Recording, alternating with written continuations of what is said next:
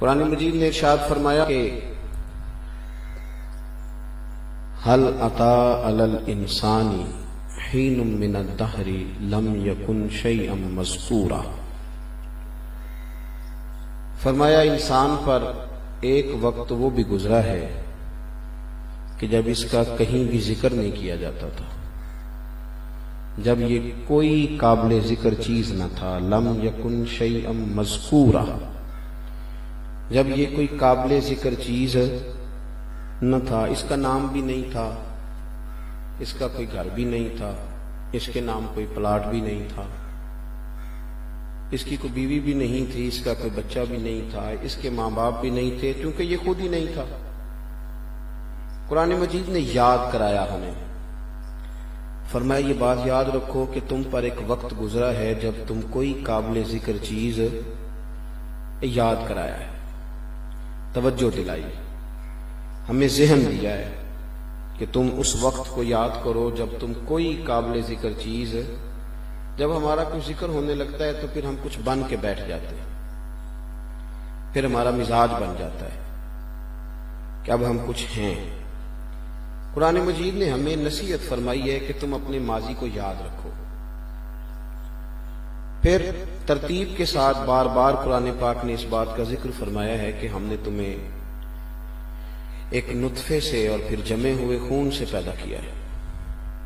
تم پلٹ کے یاد رکھو، بہت سارے لوگ زندگی میں بہت ساری چالاکیاں کرنے کی کوشش کرتے ہیں. عقل اللہ تبارک و تعالیٰ دیتا ہے تو پھر وہ عقل کے زور پر بازار گرم کر لیتے ہیں تیزیاں دکھانے کا. اپنی زندگی میں یہ بات یاد رکھیں کہ اللہ بڑا ہی بے نیاز ہے. تندرست آدمی، صحت مند آدمی اور باشعور آدمی، لیکن اس کے ہاں بعض اوقات بچہ پیدا ہوتا ہے تو بڑا کمزور پیدا ہو جاتا ہے، اب نارمل پیدا ہو جاتا ہے. فرمایا تم اس وقت کو یاد رکھو جب تم کچھ بھی نہیں تھے. اپنے ماضی کو کبھی بھی نہ بھولو، اپنے ماضی کا خیال رکھو. نبی پاک صلی اللہ تعالی علیہ وسلم نا ہمیں سمجھانے کے لیے بعض اوقات اس بات کا ذکر کرتے تھے، ہمیں سمجھانے کے لیے. سرور کائنات صلی اللہ تعالی علیہ وسلم کے پاس آ کے جب ایک شخص نے کانپنا شروع کیا تو حضور نے فرمایا کیوں ڈرتے ہو، یہ بخاری کی حدیث ہے. تو اس نے عرض کی یا رسول اللہ صلی اللہ علیہ وسلم، میں مدینے کی حکومت کے سربراہ کے پاس آیا ہوں تو ڈر لگ رہا ہے، کوئی بات ایسی نہ ہو کہ آپ ناراض ہو جائیں. تو نبی پاک صلی اللہ تعالی علیہ وسلم نے فرمایا کہ تم کسی حکومت کے سربراہ کے پاس نہیں آئے. اور یہ لفظ کہتے حضور رو پڑے. فرمایا تم تو اس بیٹے کے پاس آئے ہو جس کی ماں کھجور کے خشک ٹکڑے کھا کے بھی گزارا کر لیتی. وہ ماضی کی ساری چیزیں، الحاوی للفتاوی میں امام سیوطی نے لکھا ہے کہ نبی پاک صلی اللہ علیہ وسلم رو پڑے ایک دن اور فرمانے لگے میری اماں نے وہ وقت دیکھا تھا کہ جب میرے وجود پر کپڑے بھی پورے نہیں تھے، غربت تھی، آزمائش تھی، پریشانی تھی.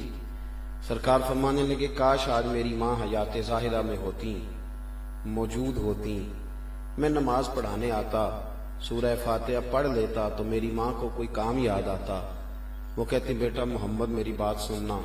تو حضور فرماتے میں اللہ کی نماز چھوڑ دیتا، پہلے اپنی اماں کی بات سن کے آتا. یاد رکھ لیں اس بات کو کہ اپنا ماضی، آپ کل کیا تھے، کہاں تھے. ہماری حیثیت یہ تھی کہ ہمیں پیشاب آ جاتا تھا، پخانہ آ جاتا تھا، پر ہمیں شعور نہیں ہوتا تھا کہ آ گیا ہے، اور ہم اپنا سارا جسم آلودہ کر لیتے تھے، کپڑے بھر لیتے تھے. وہ وقت گزرا. پھر انسان جب پیروں پہ کھڑا ہونے کے قابل ہوا تو اس نے سوچنا شروع کیا کہ اب میں کتنے لوگوں کو گرا سکتا ہوں، کتنوں کو دھکا دے سکتا ہوں، کتنوں کے ساتھ دھوکہ دہی کا مظاہرہ کر سکتا ہوں.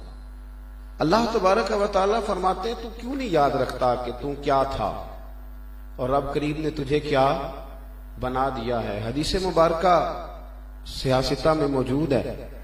حضرت ابو ہریرہ رضی اللہ تعالیٰ عنہ فرماتے ہیں کہ نبی پاک صلی اللہ علیہ وسلم نے فرمایا کہ ایک شخص تھا جو گنجا تھا اور غربت بھی بڑی تھی.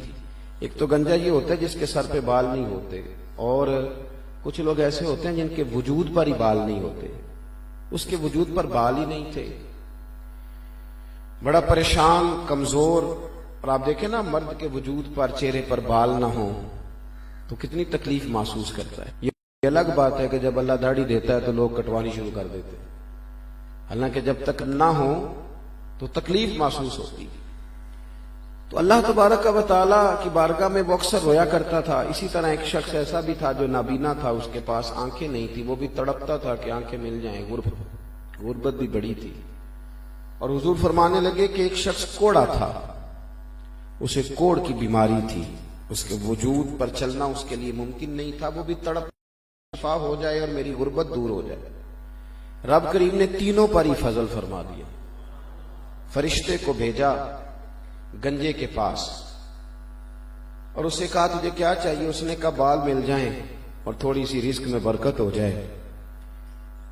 तो उस फरिश्ते ने उसके सर पे हाथ फेरा तो रब करीम ने उसे बाल अता फरमा दिए। देखिए, अब नबी पाक सल्लल्लाहु अलैहि वसल्लम जब किसी चीज को बयान करते हैं तो आप अंदाजा फरमाएं कि वो चीज कितनी को कीमती होगी और उसकी कितनी अहमियत होगी और उसके पीछे कितना बड़ा सबक होगा। उसके सर पे बाल आ गए। तुझे माल कौन सा पसंद है? तो उसने कहा बकरियां पसंद है।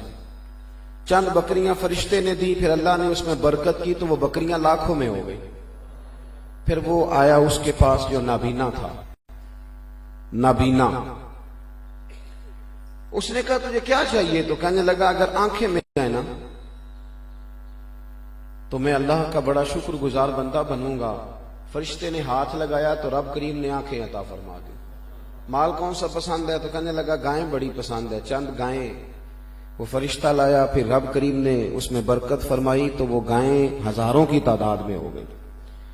फिर वो उस शख्स के पास आया जिसको कोढ़ की बीमारी थी, हाथ पैर पूरे काम नहीं करते थे। तू क्या चाहता है? तो हुजूर फरमाने लगे, उसने कहा कि मैं चाहता हूं अल्लाह मुझे शिफा दे दे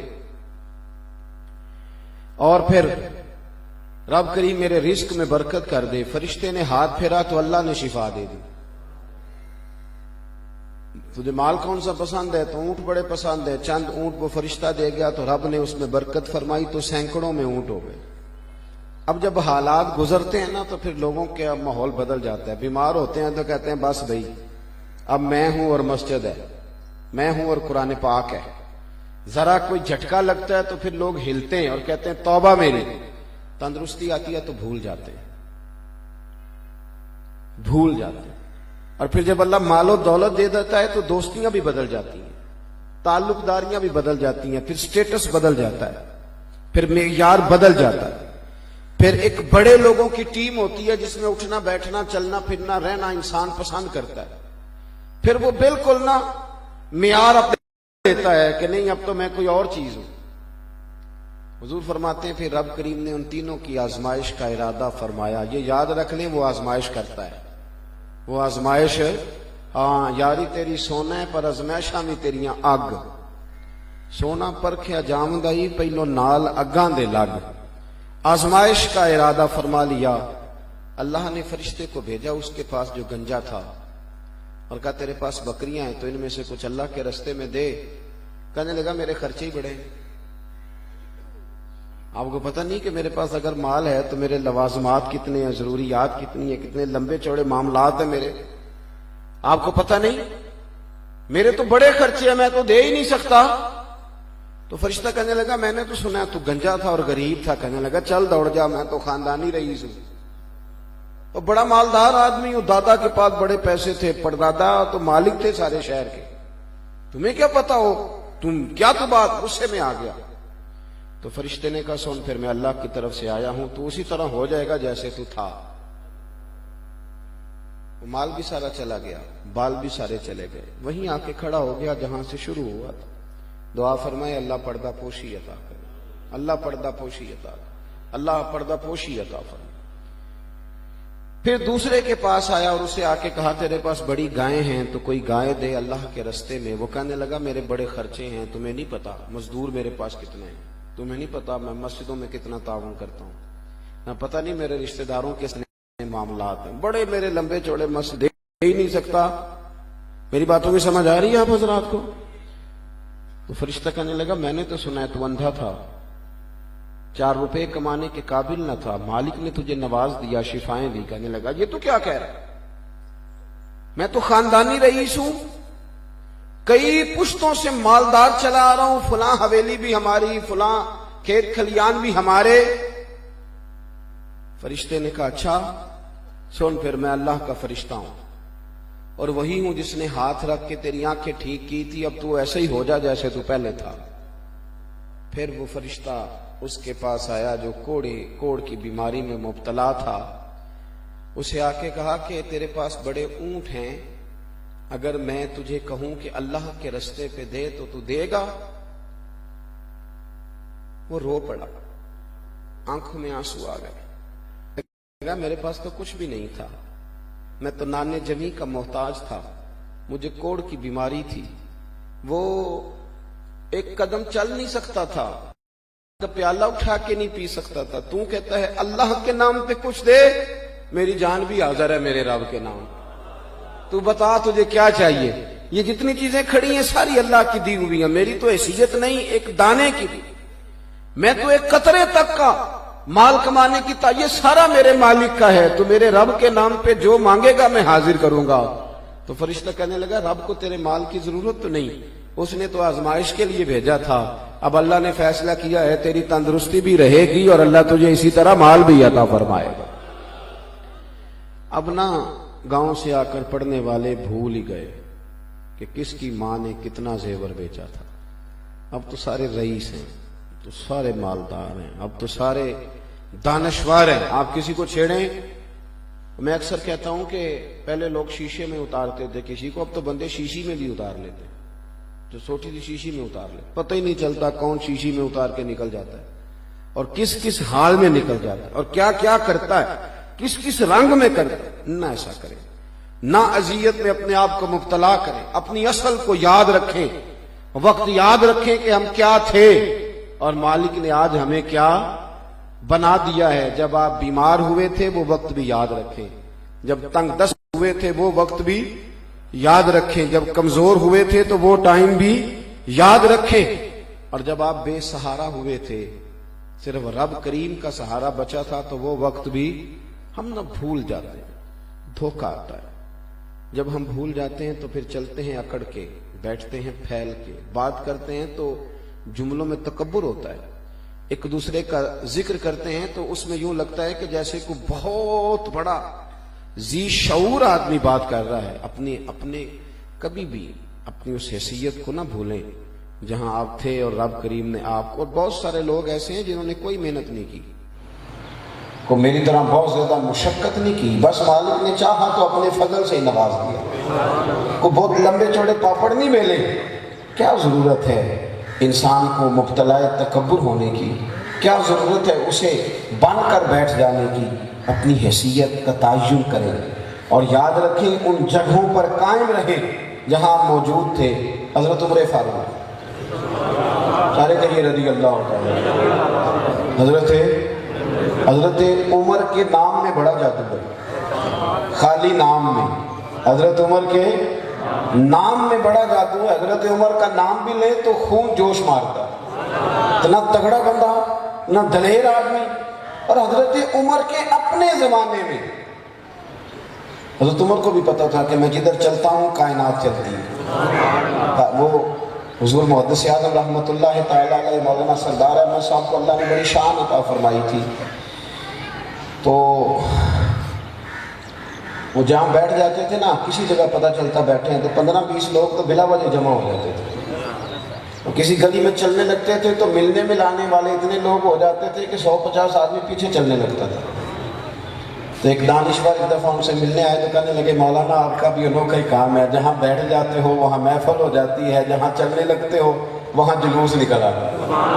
یہ کچھ لوگوں کو اللہ اعزاز دیتا ہے۔ سیدنا فاروق اعظم رضی اللہ تعالیٰ عنہ کا آپ کمال دیکھیں، ان کا اعزاز دیکھیں کہ ان کی اپنی حیات مبارکہ میں انہوں نے جس مہم پر لوگوں کو بھیجا، صحابہ وہ مہم سر کر کے آئے۔ حضرت عمر فاروق نے جو نئی ترتیب لگائی، وہ نیا منصوبہ بنایا تو اللہ تعالیٰ نے اس میں برکت پیدا فرمائی۔ آپ غور فرمائیں نا کہ ایک شخص ہے، زلزلہ آئے تو وہ زمین پہ دھرا مار دے، کتنی تیاریاں کرنی پڑتی ہیں، کتنا کچھ کرنا پڑتا ہے، لیکن وہ دھرا مارے تو زلزلہ رک جائے۔ بھئی بارش نہ ہو تو کسی کے پاس حل ہے سوائے دعا کے؟ لیکن حضرت بلال بن حارث المزنی رضی اللہ تعالیٰ عنہ فرماتے میں حضور کے روزے پہ تھا، سو رہا تھا، کئی دنوں سے بارش نہیں ہو رہی تھی، میں عرض کر رہا تھا یا رسول اللہ مہربانی کریں، تو کہتے ہیں نبی پاک میری خواب میں ہے اور فرمایا عمر کو میرا سلام کہنا اور اسے کہنا ذرا ہاتھ ہولا رکھا کرے، اسے کہنا ذرا نرمی کرے، اور فرمایا اسے یہ بھی جا کے کہنا کہ تمہیں مبارک ہو، اللہ جلدی بارش عطا فرمائے گا۔ اتنا بڑا آدمی، اتنا بڑا آدمی، اتنا بڑا کہ کفر سارا اکٹھا ہو کے کہے کہ عمر اگر 6 ماہ دنیا میں اور رہتے تو شاید دنیا میں کوئی کافر نہ ملتا۔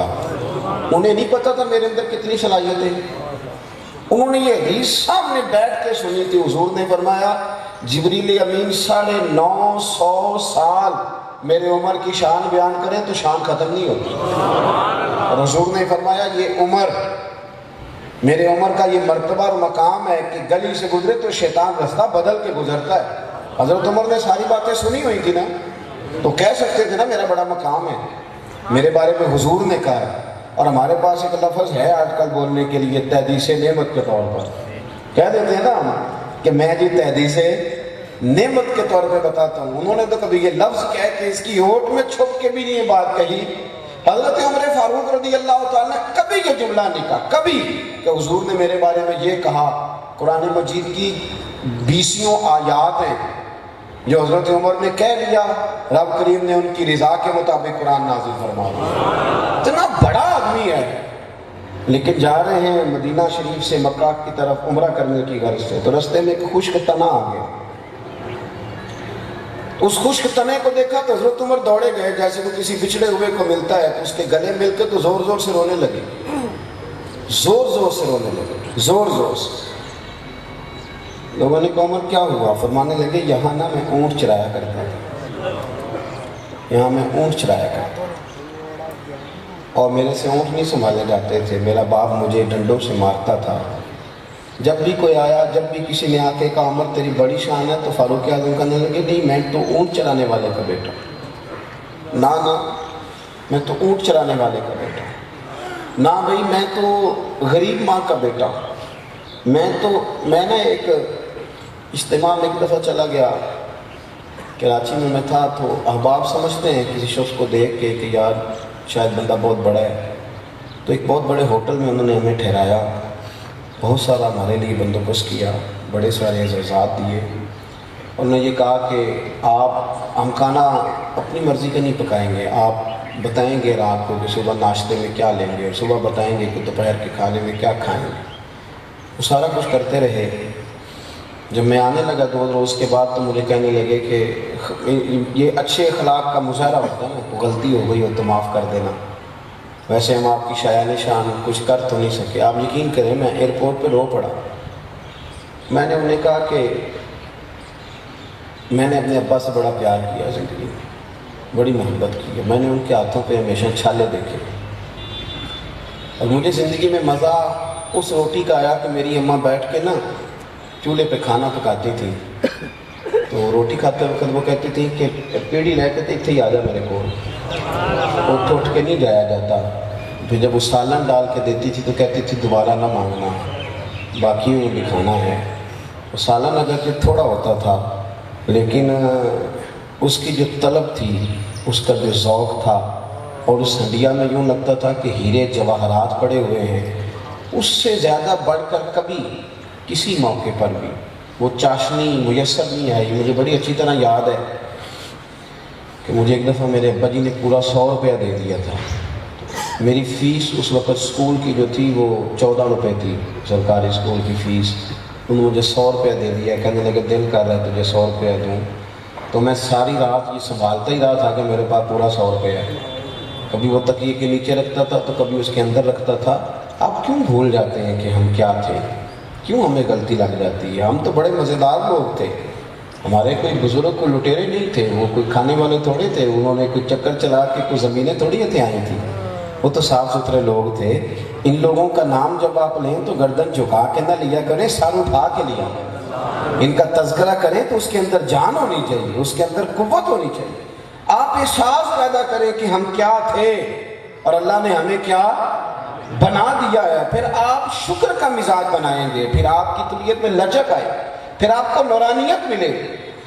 دیکھیں دنیا میں سب سے زیادہ مزیدار شخص وہ ہوتا ہے جس کی اصل بڑی شاندار ہوتی ہے, اس کا سٹیٹس بڑا عمدہ ہوتا ہے کہ میں غریب ماں باپ کا بیٹا ہوں, اللہ نے مجھے نوازا ہے. اپنی زندگی کے اندر کیفیات میں اگر آپ جینا چاہتے ہیں, کیفیات میں, تو پھر بھول کے نہ زندگی گزاریں, پھر ہوش مند رہ کے زندگی گزاریں. پھر اس وقت کو یاد رکھیں جب غریبی تھی, پھر اس وقت کو یاد رکھیں جب تنہائی تھی, پھر اس وقت کو یاد رکھیں جب آپ اکیلے تھے. اگر آپ بھول گئے تو پھر کسی کو نہیں دھوکہ دیں گے, آپ اپنے آپ کو دھوکہ دیں گے, آپ الجھ جائیں گے, آپ سے کچھ بھی نہیں ہو سکے گا. میں نے دیکھا ہے بہت سارے لوگ, ہم بھی کئی دفعہ بات کرتے ہیں تو بعد میں احساس کرتے ہیں کہ یار یہ بات زیادہ تیز ہو گئی, نہیں کرنی چاہیے, زیادہ کھول کے کر دی, اس طرح نہیں ہونا چاہیے.